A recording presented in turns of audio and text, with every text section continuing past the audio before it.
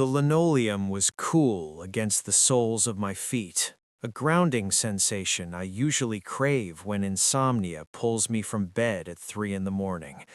I've done this walk 100 times before, but that night, something felt subtly off, as if the house had shifted while I slept. I moved through the kitchen by muscle memory alone, navigating shadows without reaching for the switch, guided by the amber glow of a street lamp leaking through the blinds. There was comfort in the routine, the low hum of the refrigerator, the faint scent of dish soap, the rhythm of my own breathing. It was a private ritual of water and silence, something the house and I shared. I filled a glass at the sink, but as the water ran, the sound detached itself from the faucet, ringing with a sharp, metallic clarity that made me freeze. I shut off the tap and looked around.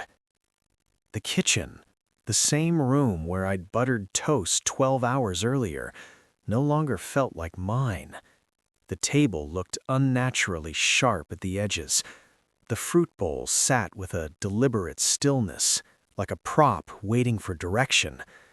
A wave of disorientation rose in my chest, the sense that the room had expanded just enough to make me feel like I was trespassing in a life that only resembled my own. Standing there with the cold glass in my hand, a profound isolation settled over me. I wasn't just alone in the room. I felt cut loose from the world entirely.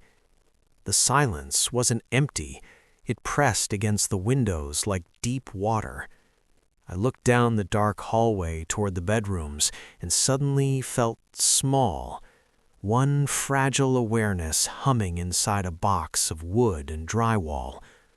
The walls, once symbols of safety, felt thin and temporary, flimsy barriers against something vast and indifferent beyond them.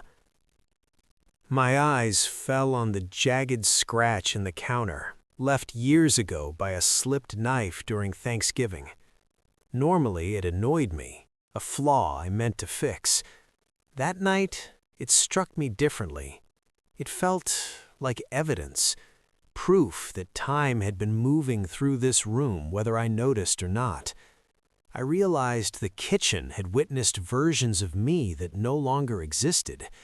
The grieving son, the hopeful lover, the exhausted worker. These weren't objects anymore.